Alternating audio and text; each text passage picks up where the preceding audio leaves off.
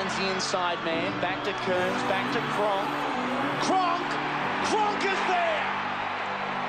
I've been at Melbourne Storm for 14 years, and this will be my last season in Melbourne. I've got the greatest memories anyone could have, and I'll be honest, I feel like I'm one of the luckiest person to ever play the game, to be land at Melbourne Storm and have the things that have happened to me, both collectively as a team and an organisation and as an individual.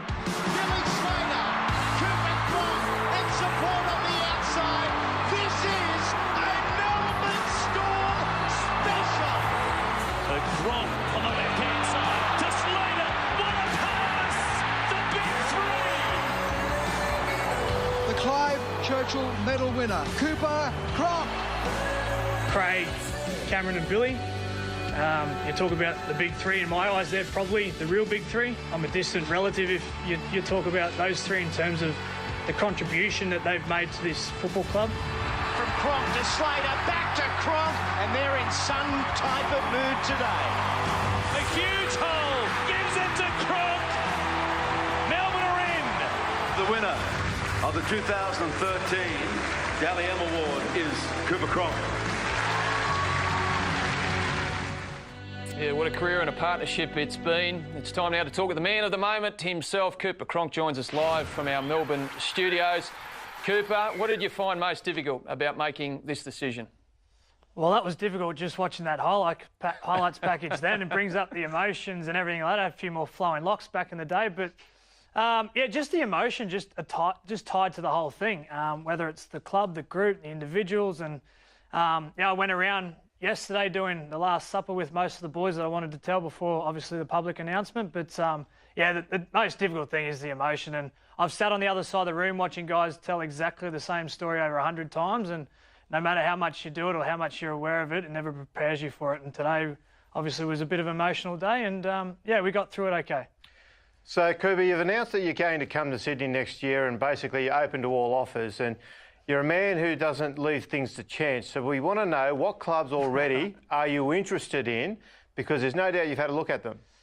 Straight off the top, Kenty, nice, easy question.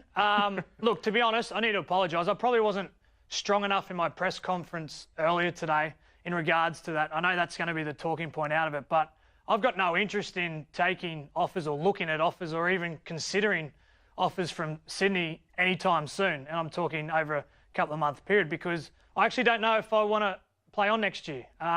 There's a lot of things that I need to take into account. 2017 has the potential to be a massive year football-wise. You got Origin and a World Cup and things like that. So to sit here and consider and look at things in terms of Sydney opportunities, I'm going to be honest with you, I won't be looking at that for a certain period of time at all.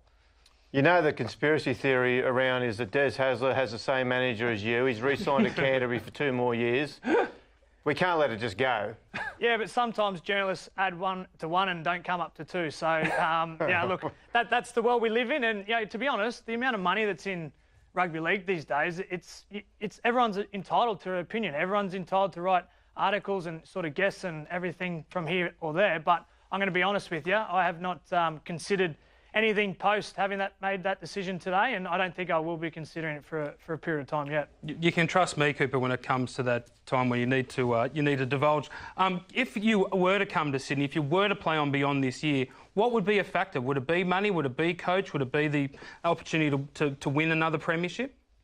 Well, Sydney's got a lot of things that. First, I'll start with this. Sydney was always going to be my future. Obviously, my fiance is based in Sydney. Post-football opportunities will be in Sydney, whether that's corporate business within the NRL, outside the NRL, commentating with Fox and things like that. So there's no doubt that Sydney was going to be my endpoint, whether that was this year, 2 years or 5 years. It was yet to be made, but we all know it'll be next year. And then in terms of the football clubs, look, those decisions aren't decisions that are made overnight. And you guys know that any good decision isn't made in a quick overnight instant. It needs to be looked at. But as I said, there's a lot of things to take into account. Football's high on the agenda for me at the moment with Origin and the World Cup. And look, in due course, I can promise you at some stage this year, I'll make a decision whether I'm playing on next year. And I'm sure all the conspiracy theories will run until that point. Hey, Coop, when did you know that leaving Melbourne was the right move? Benny, I'm going to be honest with you. I wrestled with this for a long, long time, No doubt. Every second moment spare moment I have in Melbourne, I'm on a plane flight to Sydney, to see my fiancée and spend some time. And last year it was really enjoyable. It was the most enjoyable year of my football career last year. And this year, after getting engaged, it made things a little bit more difficult. So you have your moments. Skype works from time to time, but look, they're fleeting moments. You need to be able to build a life and build those things. And look, it probably came down to not dragging it on too long because I like to think I've got the best interest in the club at heart. So making this decision now allows them to move in whatever direction they need to. So to answer your question, it was probably a couple of weeks ago. Yeah, right. So was it one trip to Sydney? I mean, was it one weekend that you had here and you wanted to stay in Sydney more than you wanted to go back to Melbourne? Is that when you knew? Well, the contract I had publicly was 2 years, but it was obviously one with an option. And coming back from being engaged in the pre-season, middle of January, was tough. Coming back to the hard slog of Craig Bellamy pre-season and missing those moments because I spent the last 2 months prior to that based in Sydney. But look, it's a tough decision. It's grabbed my heartstrings at different angles for a period of time the last month or so, and telling a few of the boys, and particularly the ones I'm close with and a few of the staff, was a really difficult moment. Can you tell us about those conversations, particularly with Cameron, with Billy, and also with Craig, how you told them and what their response was? Yeah, Kenty, look, I'm going to be honest with you. I love those blokes. They've brought so much to my football life and non-football life that there's not words to describe it. So Craig was the first one. I did that earlier last week. I've got a lot of time for Craig, but he's a meat and three veg type of guy. He's pretty simplistic and basic in his approach. So he just basically said, look, you're more important than any football team or a player that I've coached. So I support you in everything.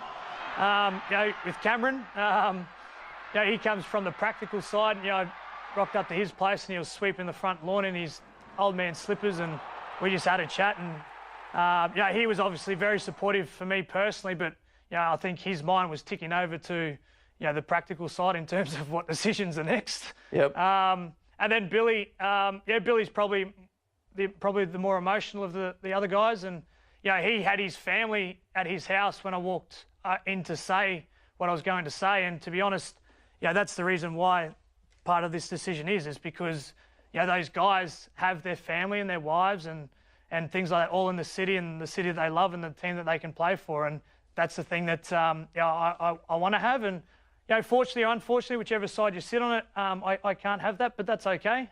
We've made decisions and we move on. And it was difficult. So the three key guys, it was a difficult conversation. There's no doubt about that. Who did you consult with, Cooper, apart from Tara, and did anyone try and talk you out of it?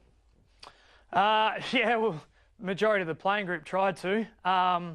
But I'm a pretty self-sufficient guy. I don't really lean on too many people in terms of advice and things like that. It's funny, you ask family and they just care about you, from a personal point of view. You ask people in the football industry, they come from the professional side. So, you can take all the information on board. And at the end of the day, I just know that there's more to life than football.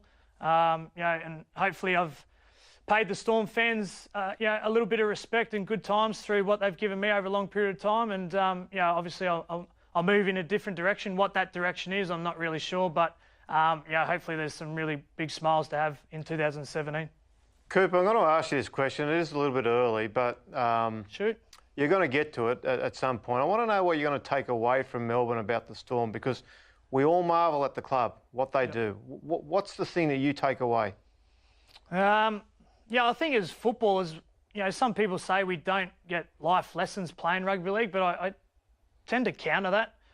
The three things that I'll take away from Melbourne Storm is, to have success, whether it's a sport, a business, a corporate structure, or whatever it is, you need three things. You need stability with your hierarchy. You need, I'm talking about the board of directors, the CEO, your coach, your captain, and things like that. And we've had stability for a long period of time. Secondly, is that stability, that hierarchy, needs to be the best at what they do. We've got a board of directors that are, have a vision for the game that's never been seen before. Craig Bellamy is the best coach. Cameron Smith's, the best hooker. Billy Slater's the best fullback. Jesse Bromwich is the best front rower. So all those guys are very, very good at what they do. They're the best. And underpinning all of that is hard work. Everyone else rows in the right direction, works their backside off for a common goal, and anything is possible. So you put those three things together, whether you're a sport, a business, or a corporate entity, I think you're going to be successful. You've had many ups and downs at that club. What are you most proud of what you've achieved there, Cooper? Most proud of is probably that I'm still doing it. It's funny that I'm blessed to do what I do, but to consider that I was a kid growing up on the south side of Brisbane that would play rugby league in Melbourne and play 300 games and achieve the things he's achieved is mind-blowing. I think that's a pretty special thing that I'll take away. And I think the other thing too is I think the guys who have been at this club for a long period of time have done a tremendous job in putting rugby league on the map in Melbourne and in Victoria. There's a lot of kids that play the game in junior rugby league in Victoria because of guys like Cameron and Billy and Craig and things like that. So that's another thing to be proud of, that I think rugby league in Victoria, while it's not, you can't compare it to the northern states, it's achieved some special things in recent times. And Cooper, you're going to leave a mighty big hole at the Melbourne Storm. Brady Croft is tipped to be the young man who steps in and replaces you. Can you tell us a little bit about him as a footballer, despite the fact that he's been labelled a Cooper Cronk clone, which isn't a bad thing? Some will say that is a bad thing, Benny. Look, I think the thing I can say is there's a lot of kids at our club, and Brody's one of them, that has a lot more potential than I did at the same age. So it's really up to him what he wants to make of it. But I'm reluctant to start talking about him as a possible replacement or anything like that, because I've got no idea what direction the Storm will move in. We've only had the discussion yesterday, and obviously they'll make good with their decisions and move the chess pieces around. But Brody Croft can play the game. At the same age, if you're asking me where his future is, at the same age he is streets ahead of where I am, and it's up to him to decide whether he wants to. And to be honest, any player under Craig's tutelage, Craig will give you the resources, he'll give you everything possible to make the right decision, but then it's up to you how far you run with that.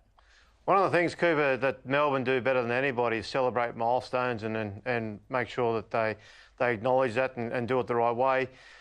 With this now confirmed as your last season, I'm imagining that a lot of people see this as an ominous sign for this year's premiership.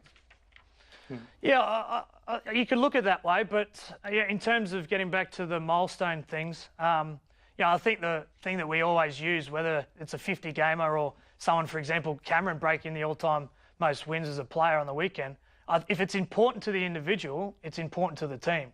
So you need to do what you need to do to make that individual remember that night. In terms of my announcement, will it play a negative or a positive? I think there's arguments for both. I'm very close to a lot of the players there. I've seen them get married. I've seen them have kids. Some of them live with me through different stages and have grown up. So, I'm not sure whether it'll play a positive or negative, have an impact on our season, but I can tell you that maybe in the first weekend of October, hopefully. Speaking of grand finals, you've got a grand final rematch this week against the Sharks. They had a sort of a struggling win against the Knights on the weekend, but I'm sure you're expecting something better when they come up against your side. What are you liking about the Sharks of 2017? Yeah, I'm liking that they're still playing the Sharks football that we've come to know and come to hate when we've played against them, to be honest. They've had a sort of indifferent start with a few really good performances and then a couple of, sort of lacklustre ones that I'm sure Shane Flanagan would critique. But look, it's a grand final rematch. So really what's happened before is irrelevant. It really comes down to two teams with a lot of pride, a lot of passion, and a lot of commitment to the team and their success. And, when you get that, you're going to get a pretty special game. So Sunday afternoon football at Amy Park, there's no better way to spend your Sunday afternoon. Well, Cooper, congrats on your big decision and announcement today, and good luck for the rest of 2017. Guys, thanks so much. Enjoy the show.